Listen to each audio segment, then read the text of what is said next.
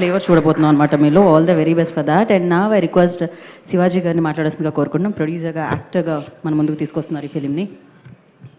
Media మిత్రులకు, విచ్చేసిన అతిథులకు అందరికీ స్వాగతం. Thank you. అలాగే ఈ కార్యక్రమానికి ముఖ్య అతిథిగా విచ్చేసిన మా అనిల్కి thank you so much Anil. ఎందుకంటే అనిల్ అంటే జస్ట్ లైక్ అబ్బాయి అంటాను నేను. చాలా ఇష్టం. ఇది వ్యక్తిగతమైనటువంటి బాండేజెస్ అనమాట, అంతవరకే. బట్ అనిల్ చాలా, నేను ఈవీవి గారిలో చూశాను, చాలా గొప్ప క్వాలిటీస్ ఉంటాయి ఈవీవి గారిలో.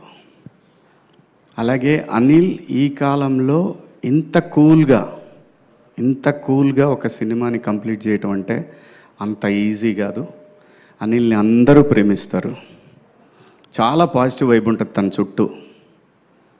ఫోన్ చేసి అబ్బాయి ఎక్కడున్నావు, నేను ఎక్కువ అంటే ఏ ఆర్టిస్ట్కైనా ఉంటుంది, అబ్బాయి ఏమైనా ఉందా అంతవరకే, కానీ ఇబ్బంది పెట్టే అంత దూరం అయితే వెళ్ళదు. దానికి మించిన ఒక ఏమో అనిల్ అంటే ఒక పిచ్చి ప్రేమ.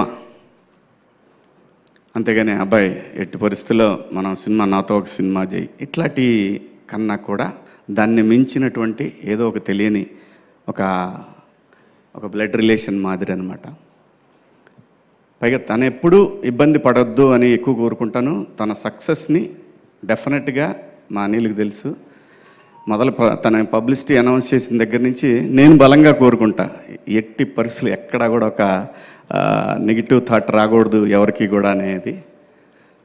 ఎందుకంటే తనంత మంచివాడు కాబట్టి, లేకపోతే రాదేమో. తనంత మంచివాడు, మంచి టెక్నీషియన్, మంచి టాలెంటెడ్. బాస్కి ఆల్ టైమ్ రికార్డ్ ఇచ్చాడంటే సామాన్యమైన విషయం కాదు. అలాగే ఇంకా చాలా హిట్లు ఇస్తాండి ఈవీవి గారు. మీరు కృష్ణారెడ్డి గారు ఎలాగైతే వాళ్ళు ఫీల్డ్లో ఉన్నంతవరకు ఎలా హిట్లు కొట్టారో, ఖచ్చితంగా నాన్ స్టాప్ హిట్లు ఖచ్చితంగా కొడతాడు. మనం చూస్తాం భవిష్యత్తులో. నేను అనుకుంటున్నాను, ఎందుకంటే అట్లా లోపలికి వస్తున్నప్పుడు అక్కడ ఫోటో ఉంటుంది అనిల్ది, కింద చాలా ఫోటోలు ఉన్నాయి, కానీ ఆ ఫోటోలు చూసినప్పుడు అనిపించింది అబ్బాయి ఎప్పుడో హీరో అవుతాడు అనుకున్నా. అన్నా ఇక్కడ ఎవరు ఏం మాట్లాడుకున్నా, ఎవరు ఏం కావాలనేది కళామ తల్లి నిర్ణయిస్తుంది. జస్ట్ ఒక ఫీలింగ్ వచ్చింది నాకు అట్లా లోపలికి వచ్చినప్పుడు. అదే చెప్పా ఇక్కడ కూర్చున్నప్పుడు, ఎందుకో అనిపించింది అని చెప్పాను. ఖచ్చితంగా అవ్వాలండి. వాళ్ళ తమిళ్లో అందరూ డైరెక్టర్లు చాలామంది హీరోలుగా చేస్తున్నారు, ఎందుకు అవ్వకూడదు? అయితే తప్పేంటి? ఆర్టిస్టులు డైరెక్టర్లు అవ్వచ్చు. రామారావు గారు hero, director, producer, makeup man, ఎన్ని చేశాడు రామారావు గారు.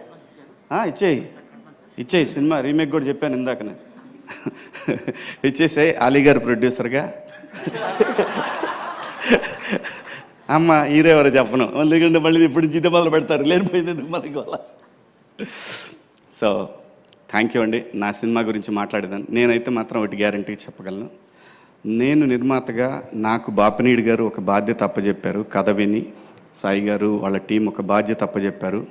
ఇది నా సొంత డబ్బులు పెట్టి తీసినటువంటి తాజ్మహల్ కన్నా కూడా నాకు చాలా ఇంపార్టెంట్ ఈ సినిమా. నేను ఖర్చు దగ్గరైనా, మేకింగ్ దగ్గరైనా, ఎక్కడైనా సరే వాళ్ళు నాకు బాధ్యత అప్పచెప్పిన దాన్ని నేను ఒక టీచర్లాగా బిహేవ్ చేశా. ఖచ్చితంగా అందులో డౌట్ ఏం లేదు. ఏ విషయంలోనైనా, ఏ సీన్ అయినా ఒకవేళ బాగాలేదు తీసిందంటే మళ్ళీ తీయాల్సిందే. అలా కూడా తీసాం. యాక్చువల్గా ఈ సినిమాలో సాంగ్ లేదు, కానీ ఆ సాంగ్ నన్ను హాంట్ చేస్తుంది ఎప్పటి నుంచో. ఆ పాయ అనే సాంగ్ ఎట్లా ఎవరికి కూడా ఈ సినిమాలో సాంగ్ అనే ఫీలింగ్ లేదు. నేను అన్నాను సిచ్యువేషన్ ఇది బాగానే ఉంటుందేమో చూడండి అన్న. అందరికీ నచ్చింది, ఇంక్లూడింగ్ సాయి గారు. ఈ సినిమాలో ఏ పని చేసినా, డైరెక్టర్లు అయినా సరే, ఆర్టిస్టులను అయినా సరే, టెక్నీషియన్లు అయినా సరే, ఏదైనా సరే, everything I have to report. అలాగే చేశాను ఈ సినిమాని. అలాగే వాళ్ళు నాకు ఏదైతే బాధ్యత అప్పచెప్పారో, ఏ రోజు కూడా వాళ్ళు రాలేదు, సెట్కి రాలేదు. అలాంటప్పుడు ఇంకా నా మీద ఇంకా ఎక్కువ బాధ్యత పడింది. మా నితిన్ గారు కానీ, అలాగే మన సాయి కిషోరు, సుహృత్తు, వీళ్ళందరూ కూడా మాకు ప్రమోషన్స్కి వచ్చేసరికి మనవాడి పేరు మర్చిపోతాను, మార్కెటింగ్ యువకాంత్ తను, అలాగే ఇంకా మా మహా అయితే ఇప్పుడు 1990s నుంచి పరిచయం నాకు. అందరూ కూడా ప్రతి ఒక్కటి కూడా అది ఒక పెద్ద టీం వర్క్ కంపెనీ అండి. అంతేగాని అక్కడ ఎవ్వరు బాస్లు అవి ఏముండదు, ఎవరి పని వాళ్ళు చేయాల్సిందే. అలాంటి ఒక కంపెనీతో నాకు ఎప్పటికీ విడదీయలేని బంధం ఏర్పడింది. ముఖ్యంగా దీనికి కారకులు బాపినీడి గారు. ఆయన ఎప్పుడు తలుచుకుంటానే ఉంటాను. ఆయన ఒక మాట అనబట్టే ఈరోజు నేను ఇక్కడ నిలబడి మళ్ళీ ఆర్టిస్ట్గా ఇంత బిజీ అయిపోయి వరుసన హిట్లు పడ్డాయంటే కారణం ఏదో చాలామంది కోరుకున్నారు, నువ్వు ఆర్టిస్ట్గా ఉండాలి, నువ్వు ఆర్టిస్ట్. అలా నన్ను రీఎంట్రీ ఇచ్చింది బాపినీడి గారు. బిగ్ బాస్, ఆ తర్వాత కోర్టు, ఆ తర్వాత దండోరా, ఆ తర్వాత బిగ్ బాస్ బజ్జు, ఏది కూడా ఎక్కడా కూడా నాకు ఒక్క నెగిటివ్ ఇది కూడా రాలేదు. ఈ సినిమా కూడా ఖచ్చితంగా, ఎందుకంటే మా అబ్బాయికి టైం లేదు కాబట్టి నేను చూపించలేకపోయాను. సినిమా ఖచ్చితంగా చూపిస్తాను, రిలీజ్ ముందే చూపిస్తాను. ట్రైలర్ చూసి చాలా చాలా బాగుందని చెప్పాడు. ఏదున్నా సరే అనిల్, ఏదన్నా అవకాశం ఉంటే అనేది ఈ ఇండస్ట్రీలో ఎవరు నన్ను అడుగుతాను అని అంటే ఎందుకంటే నేను ఎవరిని అడగలేనండి, అది ఒక అనిల్ని. అలాగే ఈ సినిమాలో ఒక సాంగ్ కోసం నేను చాలా ఆలోచించాను, కానీ సడన్గా బండ్ల గణేష్ అన్న అనే థాట్ వచ్చిందంటే మా అబ్బాయి రిక్కీ థాట్ అనమాట అది. రిక్కీ చెప్తే అప్పుడు నేను వెళ్ళి గణేష్ అన్నని అడిగాను. పాట విని అరే చేసేద్దాం అని అన్నాడు. అంటే ఆర్టిస్ట్గా ఏమీ ఇవ్వకుండా ఎవరితో పని చేయించుకోకూడదండి. ఆర్టిస్ట్ అనే కాదు, ఎవరితో నేను ఏ పని చేయించుకోలేదు. నేను ఎంత బతిమిలాడినా నా దగ్గర రూపాయి ఇస్తే, ఎందుకంటే తనకి నేను చాలా రుణపడి ఉన్నాను. ఎప్పుడు ఇండస్ట్రీకి వచ్చినప్పటి నుంచే గణేష్ అన్నకి నేను రుణపడి ఉన్నాను. ఖచ్చితంగా తీర్చుకుంటా. ఎవరి రుణం తీర్చుకోకుండా మాత్రం ఇక్కడి నుంచి వెళ్ళాం, మనం తీర్చుకొనే వెళ్తాను. ఇంకా ఈ సినిమా టెక్నీషియన్స్కి వచ్చేసరికి సుధీర్ కథ తీసుకొని వచ్చాడు. కొత్త కుర్రాడు, నాకు తెలుసు. ఆ సైకిల్ దొక్కేటప్పుడు నేర్చుకునే ఆ ఇబ్బందులు ఉంటాయి కదా, ఒక్కోసారి సరిగ్గా తోలు, పట్టుకో, హ్యాండిల్ పట్టుకో, ఇలాంటివి ఉంటాయి. సో వాళ్ళకి తెలుసు ఇలాంటివి అన్నీ కూడా. ఎందుకంటే తను చెప్పిన టెక్నీషియన్లే పెట్టుకున్నా మళ్ళీ. ఎందుకంటే నేనంటే వాళ్ళు క్లోజ్ అయితే బాగా వస్తుంది అవుట్పుట్. అది కెమెరామెన్ అయినా, ఎడిటర్ అయినా, ఎవరైనా సరే అందరినీ తనకి ఇష్టమైన టెక్నీషియన్లను పెట్టాను. అలాగే మ్యూజిక్ డైరెక్టర్ వచ్చేసి బ్యాక్గ్రౌండ్ స్కోర్ రంజన్ రాజ్ అని చెప్పి, తను మలయాళీ అనమాట. అద్భుతంగా చేశాడు. ఈ సినిమాని సక్సెస్లో 50% అతనికి క్రెడిట్ వెళ్తుంది ఖచ్చితంగా. 100%, నో సెకండ్ థాటే లేదు. సినిమా ప్రతి ఒక్కళ్ళకి నచ్చుతుంది. మా ఇద్దరి కాంబినేషన్ నచ్చుతుంది, మళ్ళీ మా ఇద్దరి కాంబినేషన్ నచ్చుతుంది, అలాగే మా ఇద్దరి కాంబినేషన్ నచ్చుతుంది. ఎందుకంటే ఆలీ అన్న ఈ ఇండస్ట్రీకి వచ్చినప్పటి నుంచి నాకు పరిచయం. నన్ను ఒక సొంత తమ్ముడి కన్నా ఎక్కువగా చూసుకున్నాడు ఆలీ అన్న. అప్పటి నుంచి కూడా ఫ్రమ్ ద బిగినింగ్ నేను 96 నుంచి నేను ఆలీ అన్నతో నా జర్నీ. ఆలీ అన్న ప్లస్ గణేష్ అన్న, చనిపోయాడు వేణుమాధవ్ అన్న, ఆయన, వీళ్ళందరూ నన్ను ఒక సొంత తమ్ముళ్ళలాగా చాలా బాగా టేక్ కేర్ చేశారు. ఏ సందర్భంలో అయినా సరే, ఇప్పటి వరకు, ఈ రోజు వరకు కూడా. అలాగే చాలామంది ఉన్నారండి ఇక్కడ నాకు సహాయం చేసిన వాళ్ళు. ఇంకా మా చిత్రం సీను, అప్పటి నుంచి పరిచయం. వాడిని చూస్తే భయం వేసేది నాకు. అప్పుడు గ్లాసులు పెట్టుకొని ఇట్లా తిరుగుతుండేవాడు. ఎవడు రీడు పాతాడు, మనమే ఊరి నుంచి వచ్చి ఎవడు రీడు మాస్టర్ సినిమాకి.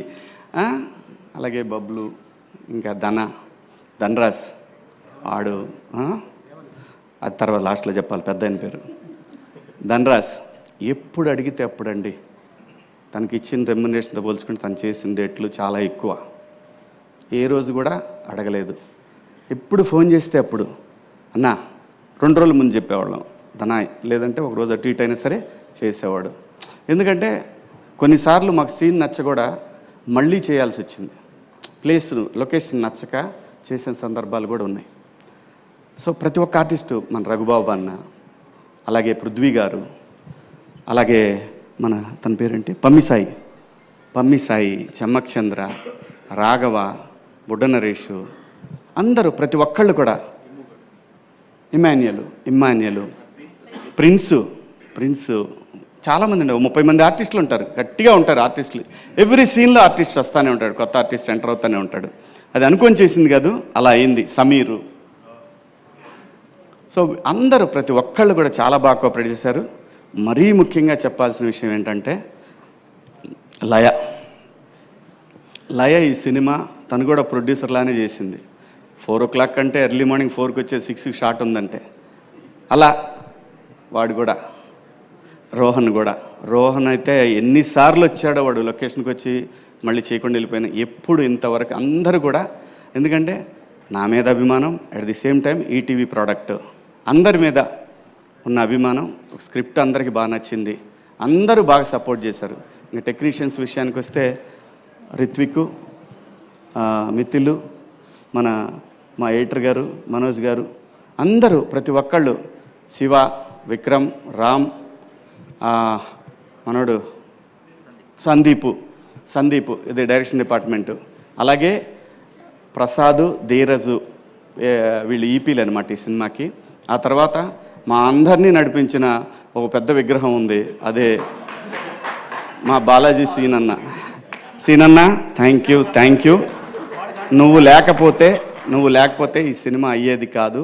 థ్యాంక్ యూ సో మచ్ సీనన్న. అలాగే ఈ సినిమాకి ట్రావెల్స్ కానీ ప్రతి ఒక్కళ్ళు కూడా, మాకు ఈటీవీ ట్రావెల్స్లో వచ్చింది, అలాగే బయట మన ఇండస్ట్రీ ట్రావెల్స్, మా రాయుడు కానీ అందరూ ప్రతి ఒక్కళ్ళు చాలా బాగా సపోర్ట్ చేశారండి. మీ అందరికీ పేరున థ్యాంక్ యూ. ఇంకెవరినన్నా మర్చిపోయి ఉంటే, ఇంకెవరన్నా మర్చిపోలేదుగా, మనం ఒకే ఒక్క వ్యక్తిని మర్చిపోయానండి. అప్పటి నుంచి ఇప్పటి వరకు, నేను ఇండస్ట్రీకి వచ్చిన దగ్గర నుంచి ఈ రోజు వరకు నాకు ఇండస్ట్రీలో అతి ముఖ్యమైన ఫ్రెండ్స్లో ఒక ఫ్రెండ్ మా మిత్రుడు కమల్.